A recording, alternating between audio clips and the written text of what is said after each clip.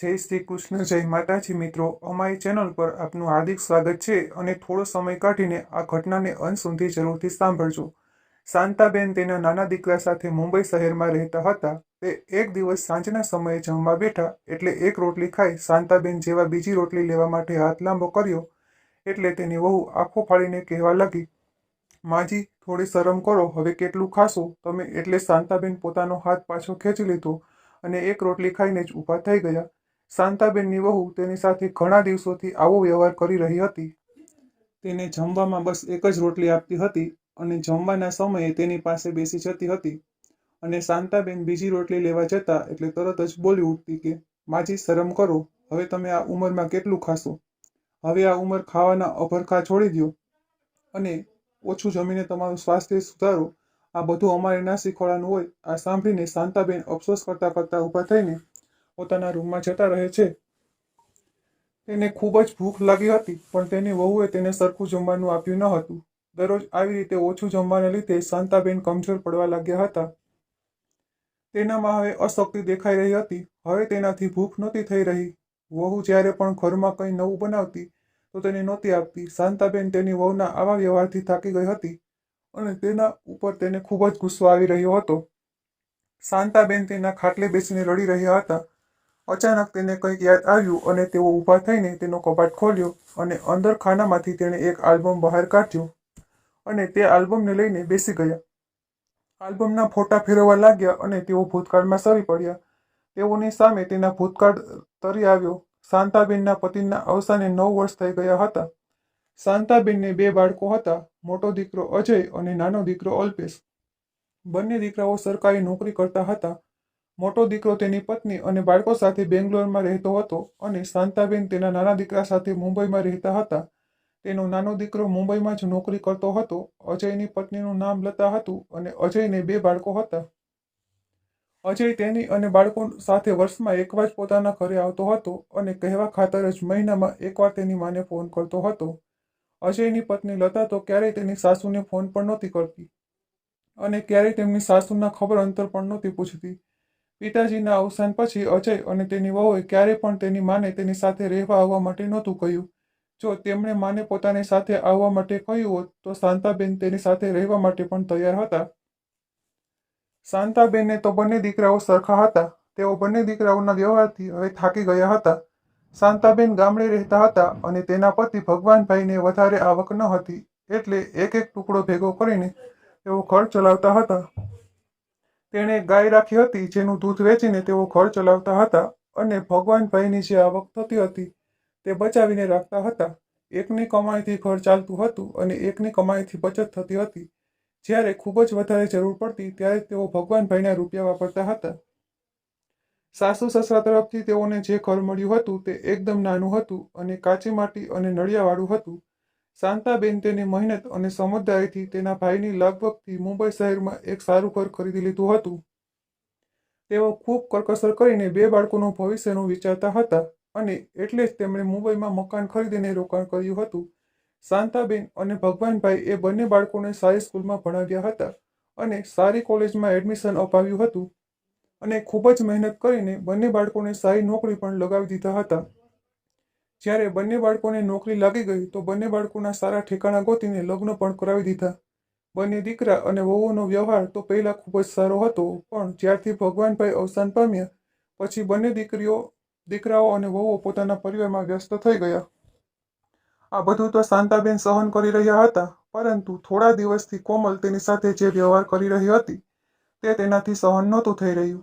અલ્પેશને પણ તેની પત્નીના આવા વ્યવહારની ખબર ન હતી કારણ કે તે વહેલો સવારે ઓફિસે જતો રહેતો હતો અને રાત્રે પણ ઓફિસથી મોડો આવતો હતો અને જે દિવસે તેને ઓફિસમાં રજા રહેતી એ દિવસે તે આખો દિવસ આરામ કરવામાં કાઢી નાખતો હતો અને બાકીના સમયમાં તે ઓફિસનું વધારાનું કામ કરી લેતો હતો અને જે સમય બચતો હતો એ સમયમાં તે બાળકો અને પત્ની સાથે બહાર ફરવા જતો રહેતો હતો।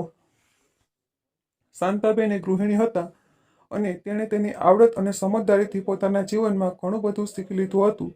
તેઓ એટલા સીધા પણ ન હતા કે તેના પર થયેલા અત્યાચાર તેઓ ચૂપચાપ સહન કરતા રહે પરંતુ પોતાના બાળકો સામે તેના મા બાપ હંમેશા નમતું મૂકી દેતા હોય છે આલ્બમને જોતા જોતા તેની આંખોમાંથી આંસુ સરવા લાગે છે અને તેઓ ચોધા આંસુએ રડવા લાગે છે અને તેના પતિને યાદ કરવા લાગે છે. એક ફોટાને જોઈને તેને યાદ આવવા લાગે છે કે એક જમાનામાં તેઓ કેવા હતા અને આજે તેની વહુએ તેની કેવી હાલત કરી નાખી છે.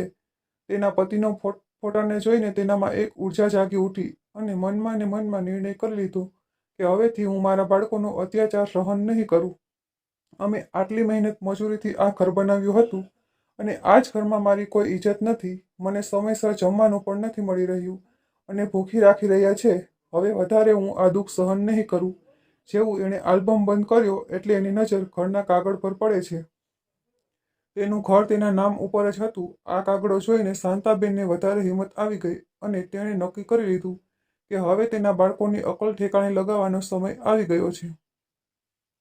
તેણે આલ્બમ અને મકાનના કાગળોને કબાટમાં રાખી દીધા અને કબાટ બંધ કરીને તાળું લગાવી દીધું અને ચાવી તેના ઠેકાણે મૂકી દીધી અને તેના ઘરમાંથી તે બહાર નીકળી ગયા. શાંતાબેન પાડોશમાં રહેતી તેની બહેનપણી સલ્લાબેન પાસે જાય છે. સલ્લાબેન તેના રૂમમાં બેસીને ભગવાનનો પાઠ કરી રહ્યા હતા. શાંતાબેનને આવતા જોઈને તેઓ ખુશ થઈ ગયા અને તેમની પાસે આવીને બેસવા માટે કહ્યું. તેમને પૂછવા લાગી કે બહેન, શું વાત છે? બધું બરાબર તો છે ને? તને કંઈ થયું તો નથી ને? આજે આ સમયે કેમ આવવાનું થયું? એટલે શાંતાબેને કહ્યું, બહેન, હું તમને શું કહું?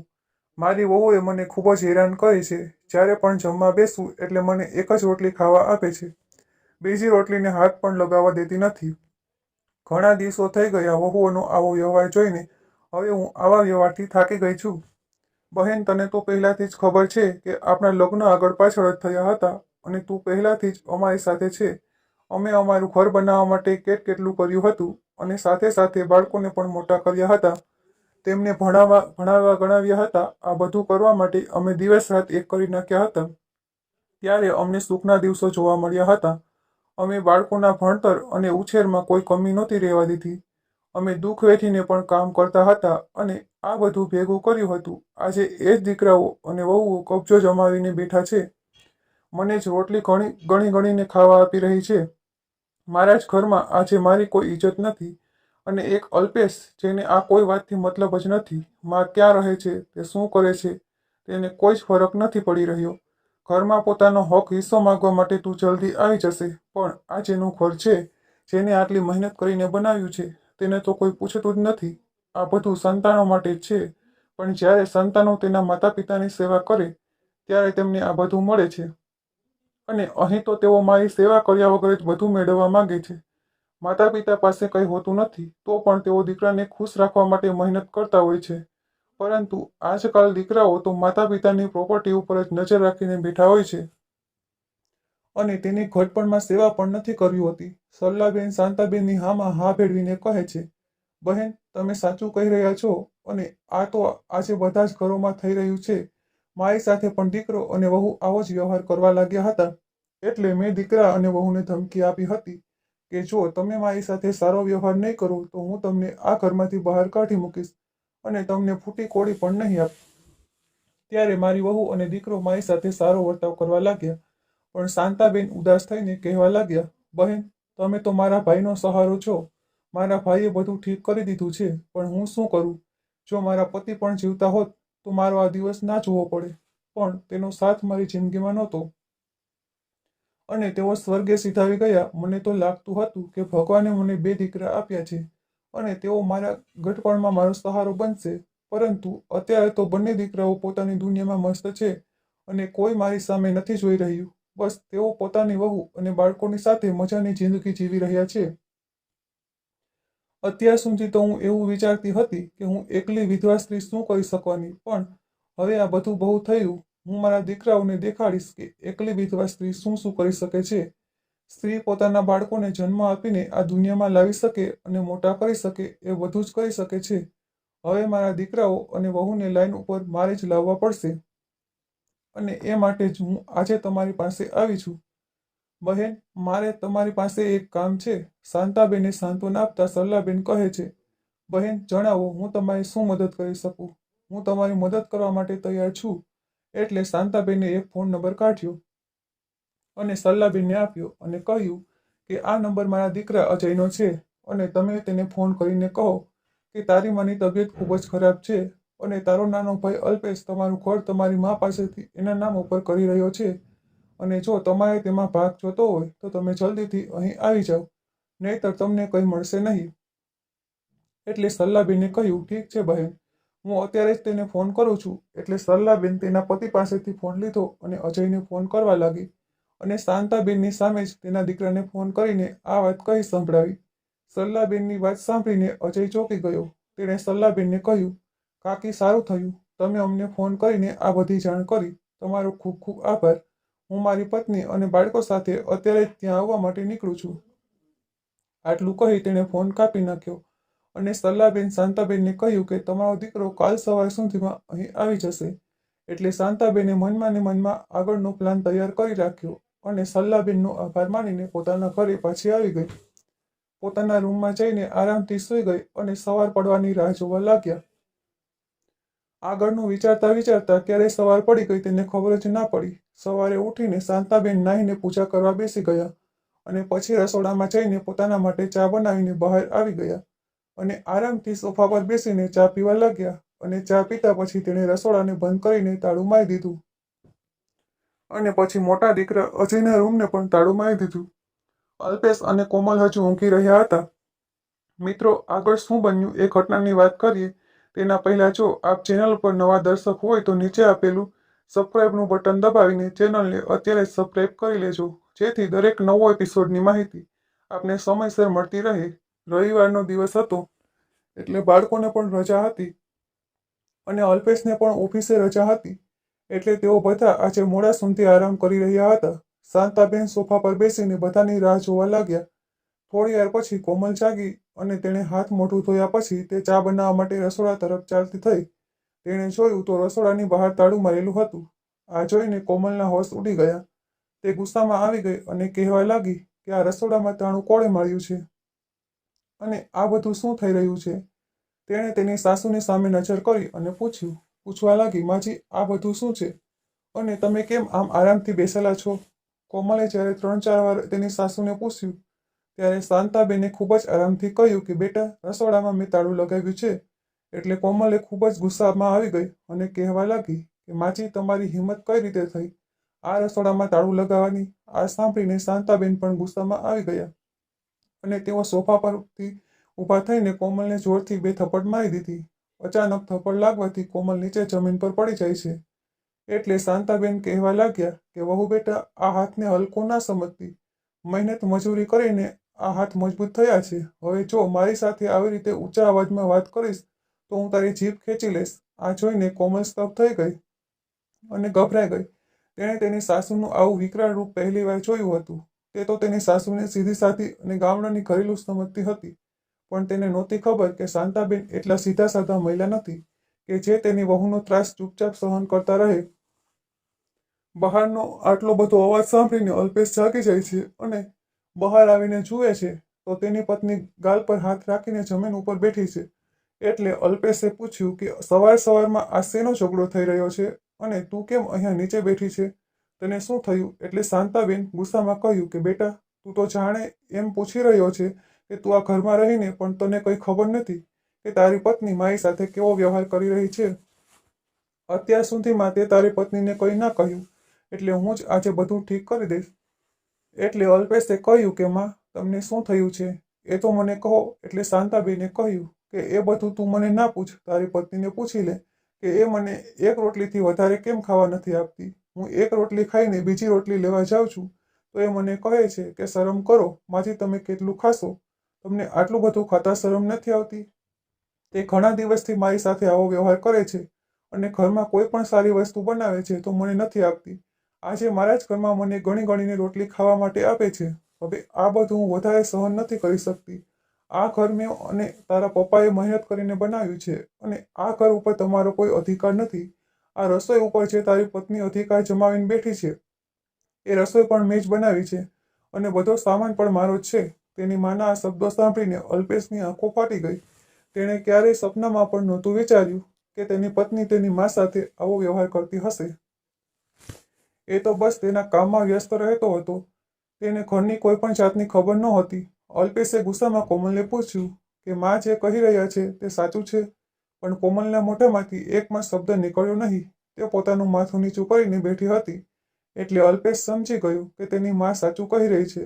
અલ્પેશને તેની પત્ની ઉપર ખૂબ જ ગુસ્સો આવ્યો અને તેની પાસે જઈને તેને મારવા લાગે છે.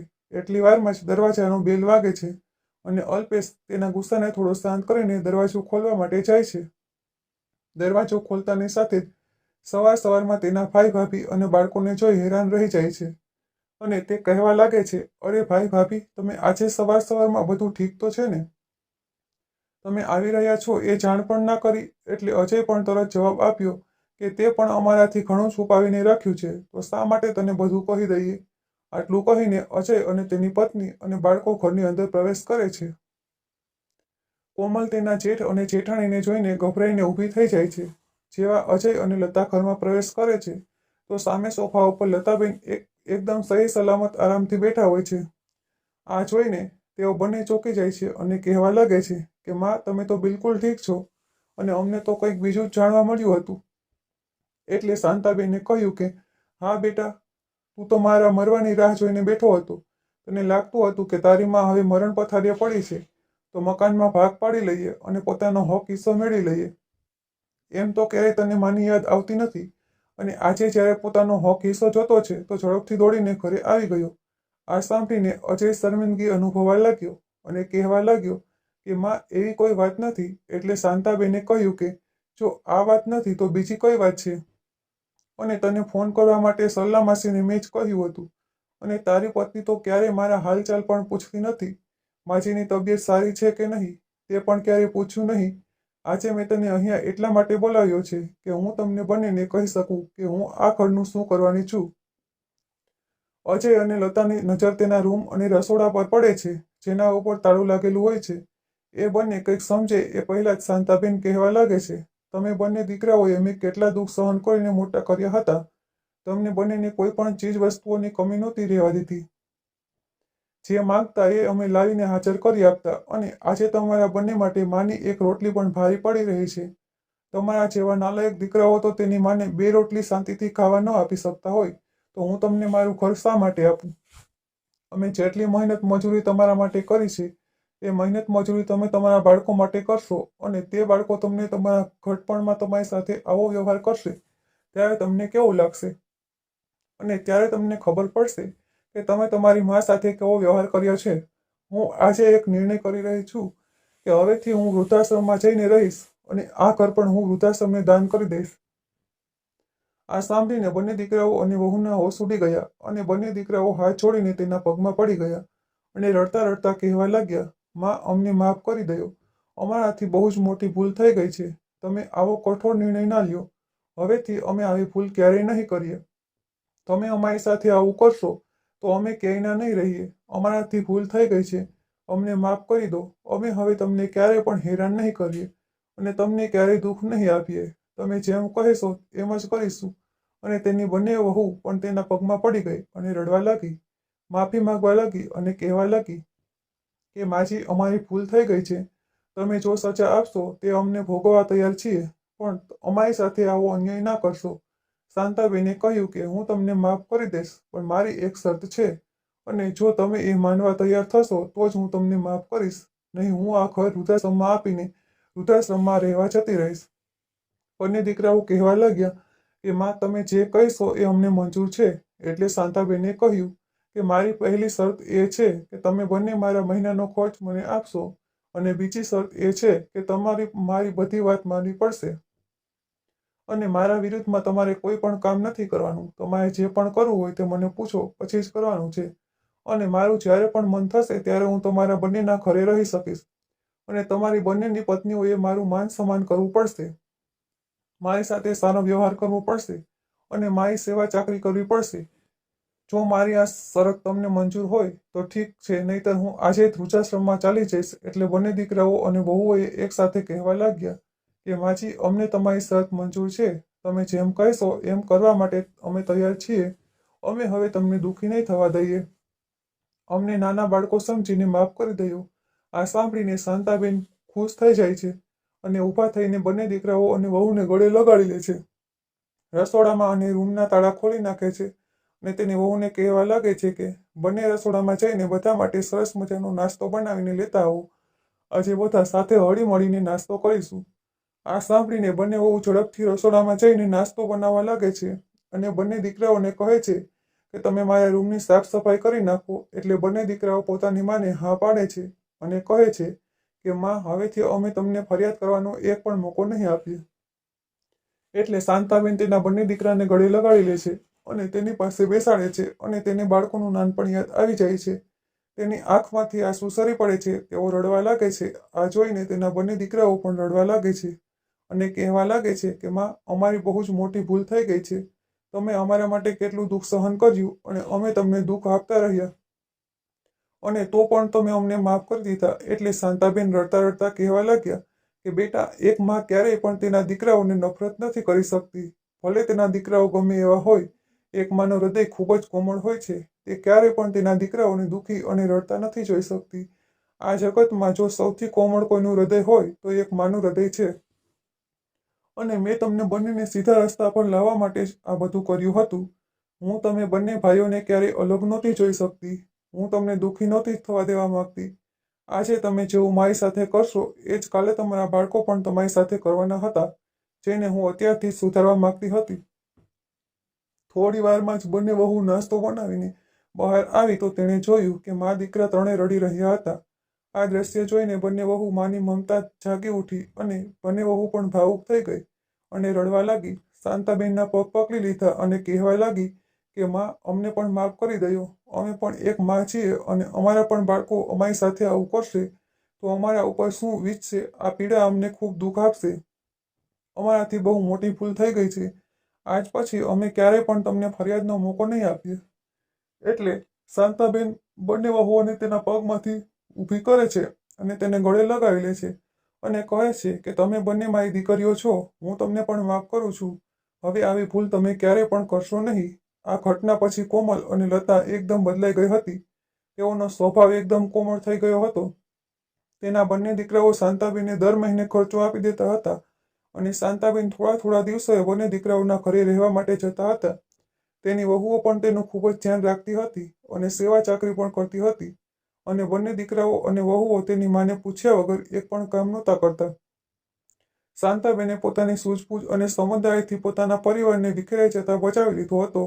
આજના દરેક દીકરાઓ જો તેના માતા પિતાને માન સન્માન અને તેની સેવા કરે તો માતા પિતાને ક્યારેય પણ દુઃખ નહીં ભોગવવું પડે અને તેનો પરિવાર હળીમળી અને ખુશીથી રહી શકશે. મિત્રો, આ વાર્તા આપને પસંદ આવી હોય તો ખાસ વિડીયોને લાઈક કરી અને એકવાર કોમેન્ટ બોક્સમાં તમારો અભિપ્રાય જરૂરથી લખી નાખજો. અને મિત્રો, આપણી આ ચેનલને સબસ્ક્રાઈબ કરવાનું તો ભૂલશો નહીં, જેથી આવી જ સત્ય ઘટના અને સત્ય ઘટના પર આધારિત કહાની આપને સમયસર સાંભળવા મળતી રહે. ફરી મળીશું મિત્રો કોઈ નવી વાર્તા સાથે. ખૂબ ખૂબ ધન્યવાદ. હર હર મહાદેવ.